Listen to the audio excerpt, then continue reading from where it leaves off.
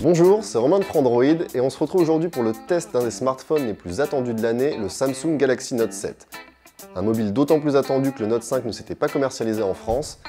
Alors, la reine des phablettes a-t-elle retrouvé son trône? Ça se pourrait bien. On vous l'a dit, Samsung et le plastique, c'est une histoire révolue.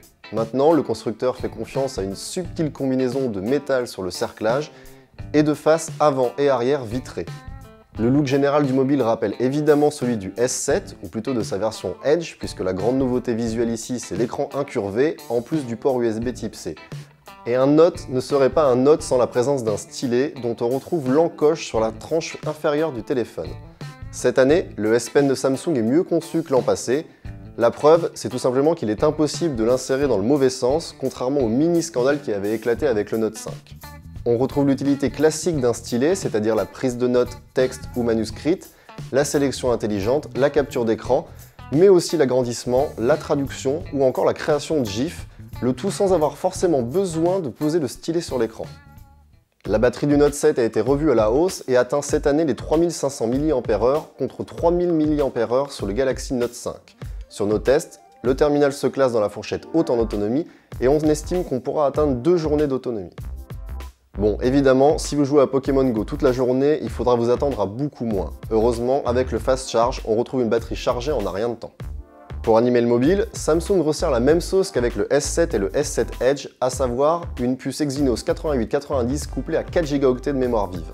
Il est à noter que celle-ci s'est montrée un peu moins véloce sur nos tests de performance, mais en utilisation quotidienne, il sera bien difficile de détecter la moindre différence entre les deux mobiles.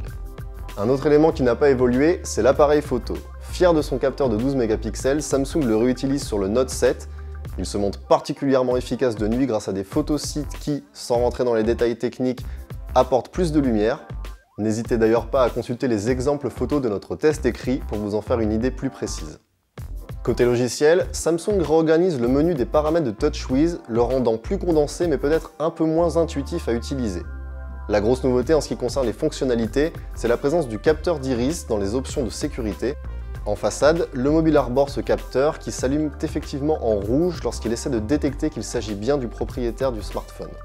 C'est la première fois qu'on voit cette technologie sur un modèle grand public et les avis sont très mitigés à son sujet. Enfin, le point fort de ce terminal, c'est bien son écran. Sans revenir sur ses bords incurvés, Samsung prouve qu'il maîtrise l'affichage AMOLED à la perfection.